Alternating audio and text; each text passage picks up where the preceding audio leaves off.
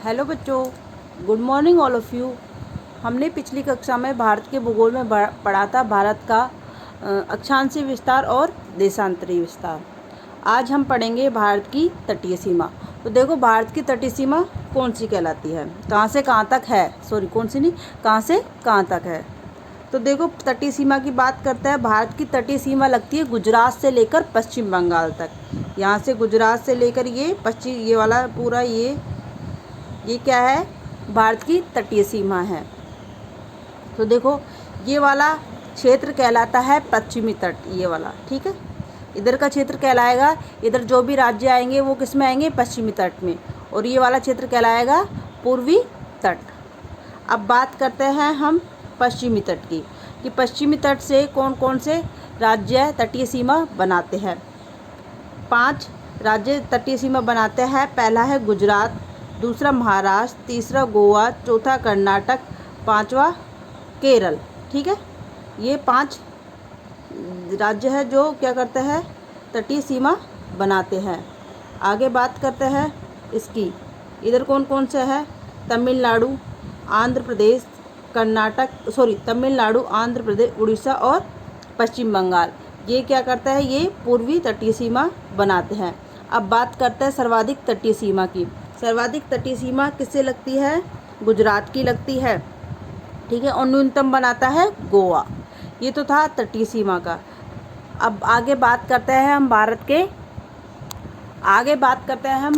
के जो हमारा टॉपिक है वो है भारत के भौगोलिक प्रदेश या भौगोलिक क्षेत्र, ठीक है। जिस तरह तुमने राजस्थान का पढ़ा कि राजस्थान के भौतिक प्रदेश पढ़े थे, उसी तरह भारत के हम भौतिक प्रदेश पढ़ेंगे, जिसमें इसको भारत को कितने भागों में बांटा गया है, 4 भागों में। देखो, पहला भारत के भौतिक प्रदेश। भू प्राकृतिक प्रदेशों में अनेक धरातलीय विभिन्नताओं के दर्शन होते हैं। उदाहरण के लिए प्रायद्वीपीय पठारी भूभाग पर कितनी पहाड़ियाँ देखने को मिलती है। यानी कि जो भारत का भौतिक प्रदेश की बात करें तो प्रायद्वीपीय पठारी प्रदेश है, भूभाग है, वहाँ पर क्या है, नदियाँ है, वहाँ पर क्या है, नदियाँ नहीं, पहाड़ियाँ है। पर्वतीय प्रदेशों में भी अनेक चौड़ी नदी घाटियाँ मिलती है। भौतिक प्रदेशों को बांटना आसान नहीं है। कुछ भूगोलवेताओं ने भारत के 3 भौतिक प्रदेश बताया है, कुछ ने इसके 4 भौतिक प्रदेश बताया है। भारत को चाहे हम 3 या 4 में बांटे, लेकिन सभी भाग भौतिक व भूगर्भिक दृष्टि से एक दूसरे से क्या है, भिन्न है। भारत का पठारी भूभाग प्राचीनतम पठार है। इसके बाद उत्तरी पर्वतीय प्रदेश का निर्माण हुआ। विशाल मैदान उत्तरी पर्वतीय प्रदेश में निकलने वाली नदियाँ द्वारा भागकर लाई गई मिट्टियों से बना है।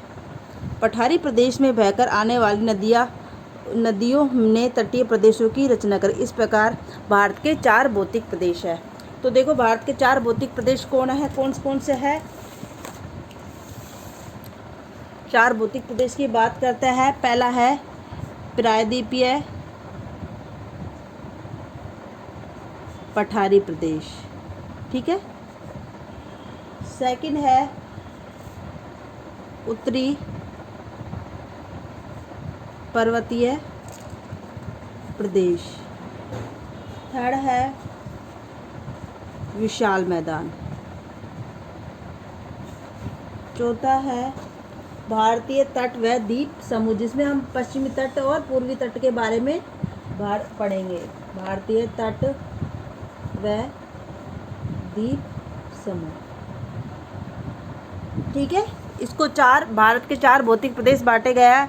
तुमको एक काम और करना है कि जब तुम भारत का भूगोल पढ़ो तो एक मैप अपने पास लेकर रखना है, क्योंकि मैप के बिना भारत का भूगोल हम नहीं पढ़ सकते।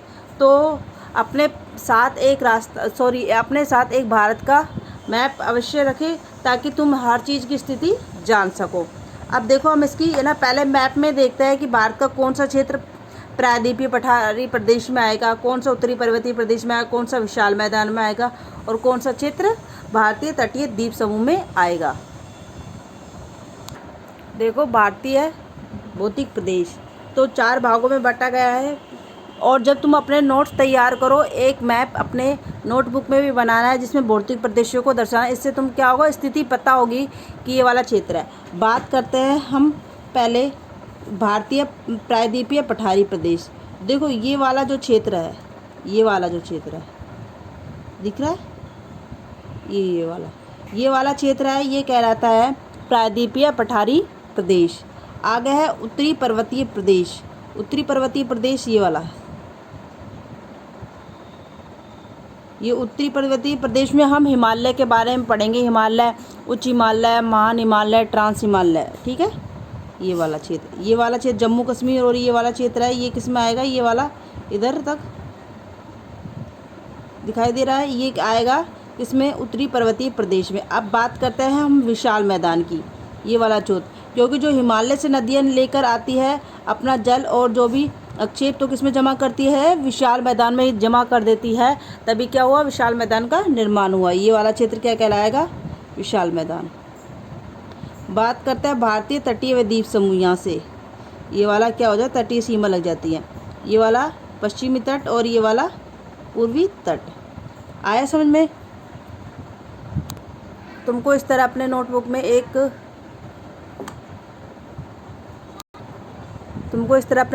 एक भारत का मैप चित्र बना लेना, जिसमें तुम सारे प्रदेश दर्शा सको। अब देखो भारत के भौगोलिक प्रदेश। पहला है उत्तरी पर्वतीय प्रदेश, ठीक है। उत्तरी पर्वतीय प्रदेश में हम अध्ययन करेंगे हिमालय का, ट्रांस हिमालय का और पूर्वांचल की पहाड़ियों का। सेकंड है प्रायद्वीपीय पठार। प्रायद्वीपीय पठार में क्या होगा, पर्वत और पठार का अध्ययन करेंगे। मध्य का विशाल मैदान और तटीय समूह। मध्य के विशाल मैदान में हम अध्ययन करेंगे सिंधु का मैदान, गंगा ब्रह्मपुत्र का मैदान और उत्कल का मैदान। बात करते हैं कि उत्तरी पर्वतीय प्रदेश को 3 भागों में बांटा गया है, महान हिमालय, ट्रांस हिमालय और पूर्वांचल की पहाड़ियाँ। नेक्स्ट है प्रायद्वीपीय पठार में 2 है, इस तरह से।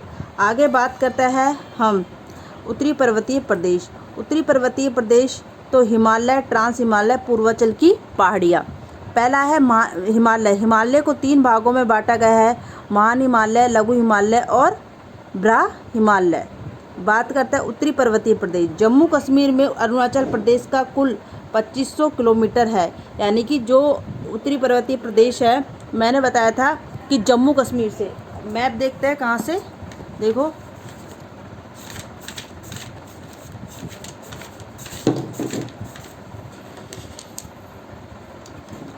देखो यहाँ से ये वाला क्षेत्र, ये क्या है, हमारा जम्मू कश्मीर है। यहाँ से इधर से ये पूरा क्षेत्र, ये नेपाल से इधर दे, ये नेपाल इसे इधर नेपाल के यहाँ पर, और ये वाला, और यहाँ पर अरुणाचल प्रदेश है, और ये वाला क्षेत्र ये किस में आएगा, उत्तरी पर्वतीय प्रदेश में। और क्या है, जिसकी कुल लंबाई कितनी है, 2500 किलोमीटर। उत्तरी पर्वतीय प्रदेश को 3 भागों में बांटा गया है, हिमालय, ट्रांस हिमालय और पूर्वांचल की पहाड़ियाँ। अब पहले अपन पढ़ते हैं हिमालय का निर्माण कैसे हुआ। तो देखते हैं हम हिमालय का निर्माण कैसे हुई। देखो उत्पत्ति की बात करते हैं तो हिमालय की उत्पत्ति प्लेट विवर्तनी की, ठीक है। नाम तो आपने पहले भी सुना होगा, प्लेट विवर्तनी की सिद्धांत। प्लेट विवर्तनी की सिद्धांत यानी कि एक भूखंड, ठीक है। बात करते हैं, पहले 2 प्लेट ही थी, एक था इधर यूरेशियन प्लेट। कौन सी, यूरेशियन प्लेट। दूसरी थी भारतीय प्लेट,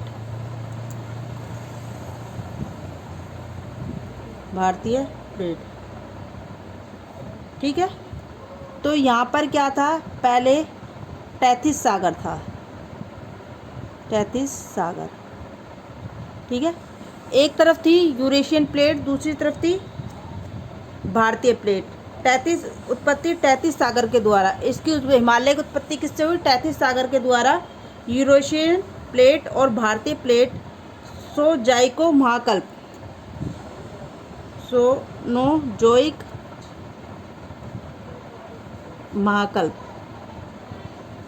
कब की बात कर रहे हैं, आज से 7 करोड़ वर्ष पूर्व। जो 7 करोड़ वर्ष पूर्व समय था वो कहलाता है सोनोजोइक महाकल्प। आज से 7 करोड़ वर्ष पूर्व हिमालय की उत्पत्ति हुई थी सोनोजोइक महाकल्प में। 2 प्लेट ही थी, यूरेशियन प्लेट और भारतीय प्लेट, ठीक है। यूरेशियन प्लेट और भारतीय प्लेट, यूरेशियन प्लेट और भारतीय प्लेट अभिसारी गति हुई। इनके मध्य कौन सी गति हुई? अभिसारी गति। अभिसारी गति से तात्पर्य है कि ये दोनों प्लेट क्या करी? पास आई। ठीक है, जब ये दोनों प्लेट पास आई उस कारण क्या हुआ कि जब ये दोनों प्लेट पास आई तो इसके बीच में क्या बना? भूसन्नति बनी। भूसन्नति से तात्पर्य जब तैतीस सागर था, जब तैतीस सागर का यहाँ से क्या हुआ? जल चला गया तो निम्न भूमि के क्षेत्र में जो यहाँ पर थी, जो भूमि बची, यहाँ पर पहले तैतीस सागर था और तैतीस सागर का जल चला गया तो निम्न भूमि क्षेत्र में अवसादों के द्वारा जमा होने से एक संरचना का निर्माण हुआ, जिसे क्या कहा गया? भूसन्नति कहा गया। तो इन दोनों के क्या हुआ? इन दोनों में पास आए, अभिसारी हुआ और भूसन्नति की स्थिति पैदा हुई और भूसन्नति की स्थिति के द्वारा इसमें अभिसारी गति हुई। अभिसारी गति में क्या हुआ? इन दोनों में वलय पड़ गया। ऐसे यूरेशियन प्लेट थी और दूसरी थी भारतीय प्लेट। इस तरह से इसमें क्या हुआ? वलित पर्वत पड़ गया। वलित पर्वत या नवीन वलित पर्वत की उत्पत्ति हुई, जिसे क्या कहा गया? हिमालय कहा गया। एक बार रिपीट कर रही, सुनो।